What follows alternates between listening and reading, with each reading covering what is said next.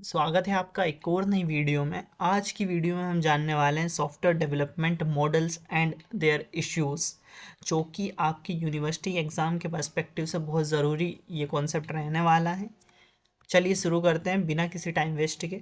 A software development model is a systematic process used by software engineer to plan, design, develop, test and deliver high quality software.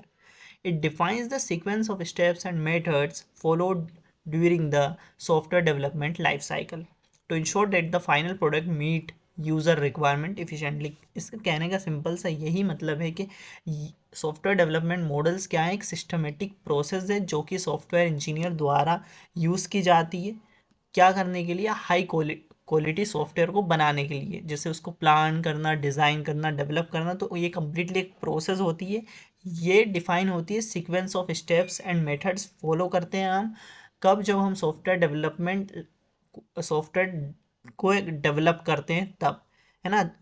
और ये ensure करते हैं कि जो हमारा final product है वो मीट कर रहा है या नहीं कर रहा है यूज़र की रिक्वायरमेंट से। Let's look at the 5 model in brief one by one. तो आज इस मॉडल्स में सिर्फ हम 5 मॉडल्स को पढ़ने वाले हैं, जो कि आपके सब्जेक्ट और आपके जो कि सिलेबस में हैं वही 5 हम पढ़ेंगे।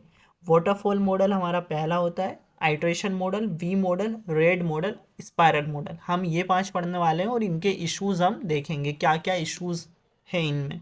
चलिए, पहला होता है हमारा waterfall model. Waterfall model is a famous and good version of SDLC for software engineering. The waterfall model is a linear sequential model, which means that a development phase cannot begin until the previous phase is completed. We cannot overlay phases in waterfall model. So waterfall model में सबसे पहले चीज़ क्या होती है? सबसे पहले हम requirements, जो भी हमारी रिक्वायरमेंट्स होती हैं हम उनको कवर करते हैं। फिर डिज़ाइन वाले फेस पे हम जाते हैं, फिर हम इम्प्लीमेंटेशन वाले फेस पे जाते हैं, फिर उसको वेरिफिकेशन करते हैं हम पूरी प्रोसेस को, एंड उसके बाद हम मेंटेनेंस का पार्ट देखते हैं। तो इस तरीके से ये स्टेप बाय स्टेप प्रोसेस चलती है। पहले हम रिक्वायरमेंट फेस पूरी तरीके से कंप्लीट करेंगे। यदि कुछ चेंजेस हमें करना है तो हम वो चेंजेस भी हमें करने बीच में पड़ते हैं। ओके, और यहाँ पर ये लिखा है कि which means data development phase can not begin until the previous phase is completed. जब तक रिक्वायरमेंट फेज पूरा कंप्लीट नहीं हो जाता, जब तक हम डिज़ाइन फेज स्टार्ट नहीं कर सकते। सो ये होता है हमारा वाटरफॉल मॉडल। इसके क्या इश्यूज हैं? So waterfall model, once a phase is completed it is very hard to go back and make changes. अब यदि एक बार कोई सा फेज कंप्लीट हो गया तो उसको वापस जाके उसमें चेंजेस करना थोड़ा क्या होता है, डिफिकल्ट होता है। The software is deliver only after all phases are complete. No early version is available for testing और फीडबैक। कहने का ये मतलब है इसका कि जो सॉफ्टवेयर कब डिलीवर होगा? जब पूरे ही फेज उसके कंप्लीट होंगे, उसके पहले वो डिलीवर नहीं हो पाएगा। Works only when all requirements are clearly known for the start, है ना। इस मॉडल को हम तभी यूज़ कर पाएंगे जब हमें पूरी रिक्वायरमेंट्स पता हो, तभी हम इस वाटरफॉल मॉडल को यूज़ कर पाएंगे। If requirements changes later, it causes major rework and time loss, है ना। यदि रिक्वायरमेंट्स बाद में यदि कोई चेंज होती है तो ये क्या होता है, हमें टाइम का तो नुकसान होता ही है, हमें वापस से काम करना पड़ता है। Difficult to manage in large evolving project, difficult है मैनेज करना कोई से भी बड़े प्रोजेक्ट को। चलिए, सेकंड होता है हमारा V model. V model is an SDLC model. It is also called verification and validation model. V model is widely used in the software development process and it is considered a discipline model. In V model, the execution of each process is sequential. That is, the new phase start only after the previous phase end. V-shaped model is an extension of the waterfall model and that emphasize testing at each stage of development. अब V-shaped model क्या है? ये एक extension है waterfall model का। इसमें क्या होता है, टेस्टिंग होती है हर एक फेज में कंप्लीट होने के बाद। Each development phase left side of V has a corresponding testing phase right side of V. इसको हम समझेंगे अभी डायग्राम के हिसाब से। Phase example, requirement, acceptance testing, फिर डिज़ाइन, फिर system testing, coding, unit testing. जैसे ही हम सपोज हमने यहाँ पर क्या किया, हमने रिक्वायरमेंट फेज कंप्लीट करा, तो हम यहाँ पर क्या करेंगे, टेस्टिंग को पहले करेंगे, फिर हम सिस्टम टेस्टिंग करेंगे। सिस्टम डिज़ाइन हमारा कंप्लीट होगा तब हम टेस्टिंग करेंगे। तो ऐसे फिर आर्किटेक्चरल डिज़ाइन से इंटीग्रेशन टेस्टिंग हम करेंगे। तो यहाँ पर कंप्लीट तभी होता है जब हम पूरी टेस्टिंग करते रहते हैं। अब इसमें क्या क्या इश्यूज होते हैं? Issues of the V shaped model. The V shaped model is very structured. Once a phase is completed, it is difficult to go back and make changes. Any modification in the middle of the process can be costly and time consuming. अब यहाँ पर ये we shaped model क्या है, एक very structured है, but यदि एक बार फेज कंप्लीट हो गया तो ये डिफ़िकल्ट होता है कि उसको हम जाके उसमें कुछ चेंजेस करें। और यदि कोई बीच में हमें प्रोसेस के बीच में हमें कोई चेंजेस करने पड़ते हैं तो वो टाइम कंज्यूमिंग और कॉस्टली होते हैं। The software is developed only during the implementation phase. Therefore, no working prototype or early version of the system is produced for testing or user feedback. If any changes occur in the middle of the process, then both the test documents and the requirements document must be updated, which increase effort and cost. वही चीज़ है। This model works best for small projects where requirements are clear and fixed from the start.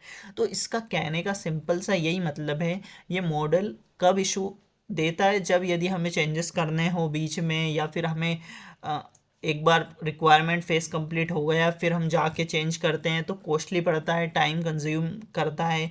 और यदि ये किसके लिए best है, ये small project यदि है हमारे पास तो उसके लिए बेस्ट है।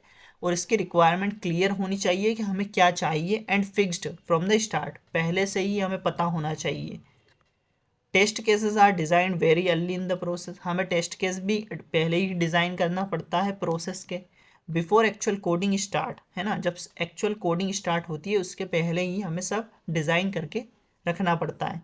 विच समटाइम्स लीड टू मिसमैच्ड और आउटडेटेड टेस्ट सिनेरियोज, जो कि क्या करता है, मिसमैच करता है। जब हम पहले से ही कोई सी चीज़ कोई भी डिज़ाइन कर लेते हैं टेस्ट केसेस को, तो वो मिसमैच और आउटडेटेड टेस्ट सिनेरियोज को क्या करता है, लीड करता है। थर्ड होता है हमारा RAD model. Model stands for rapid application development model. The methodology of RAID model is similar to that of incremental or waterfall model. It is used for small projects. The main objective of RAID model is to reuse code, components, tools, process in project development. तो इसका कहने का यही मतलब है कि RAID model जो है वो एक सॉफ्टवेयर डेवलपमेंट प्रोसेस मॉडल है, जिसमें फोकस क्या कहाँ होता है, rapid prototyping and quick feedback पे। मतलब सॉफ्टवेयर को जल्दी डिज़ाइन, बिल्ड और डिलीवर करना, ताकि यूज़र से अर्ली फीडबैक जो है, अर्ली फीडबैक हमें मिल सके और चेंजेस इजीली हम इंक्लूड कर सके बीच में, है ना। तो यहाँ पर ये डायग्राम दे रखा है, लेकिन हम इसके इश्यूज पहले इस डायग्राम को हम समझते हैं क्या है। ओके,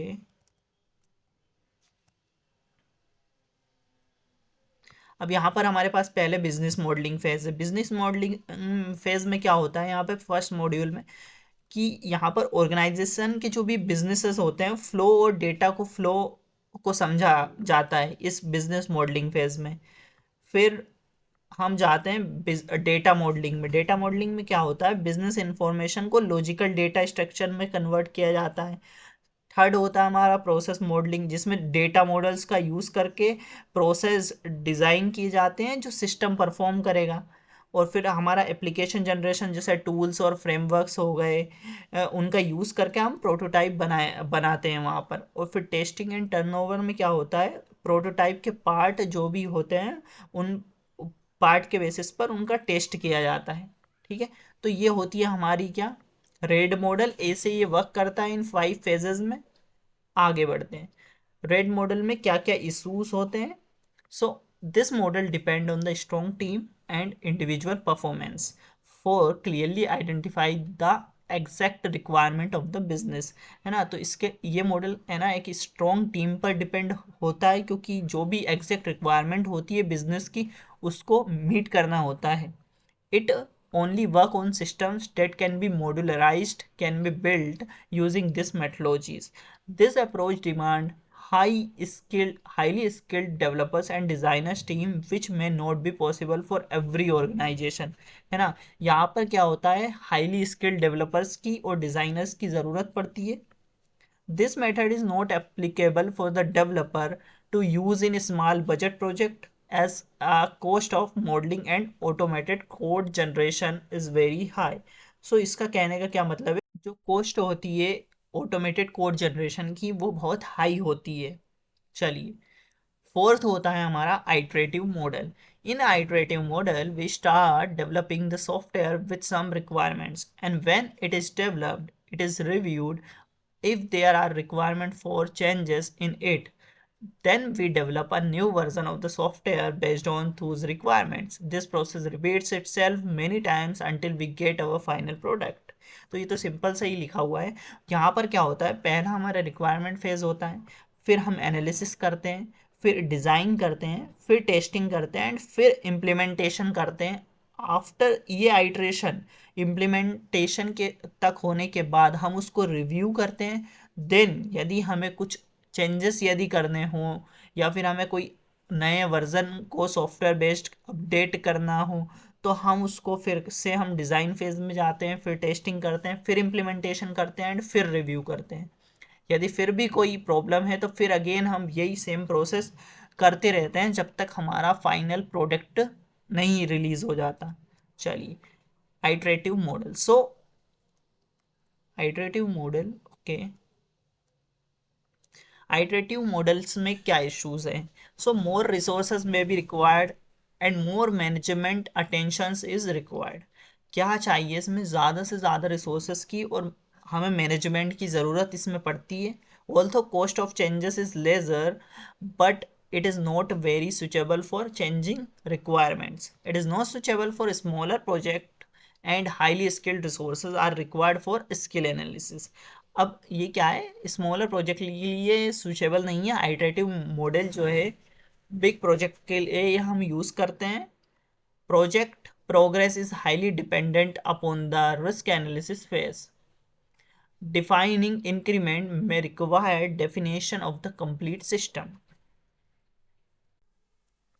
स्पाइरल मॉडल हमारा क्या होता है, spiral model is a software development process model. This has characteristic of both iterative and waterfall models. इसमें क्या characteristics होते हैं, iterative and waterfall model के इसमें characteristics होते हैं। This model is used in projects which are large and complex. ये जो मॉडल होता है वो यूज़ होता है लार्ज और कॉम्प्लेक्स प्रोजेक्ट के लिए। The spiral model combines the feature of waterfall and iterative and aid risk analysis at each step. इसमें क्या होता है, हर एक स्टेप में रिस्क एनालिसिस फेज होता है। The software is developed in cycles like spiral, each containing planning, risk analysis, development, evolution. In a spiral model, the entire process of software development is described in 4 phases, which are repeated until the project is completed. वो process क्या होंगी, repeat होगी जब तक कि हमारा project complete ना हो जाए। तो ये होता है हमारा स्पाइरल मॉडल। ऐसे काम करता है, review and plan for the next phase, identifying and resolving risk, determining objectives and alternate solutions, develop and test. और आगे बढ़ते हैं हम। स्पाइरल मॉडल इश्यूज, क्या क्या इश्यूज इसमें हैं। Be a costly model to use, risk analysis require highly specific expertise, risk analysis में ज़रूरत होती है। Project is success is highly dependent on the risk analysis phase, project की सक्सेस क्या होगी, रिस्क एनालिसिस फेज पर डिपेंडेंट होती है।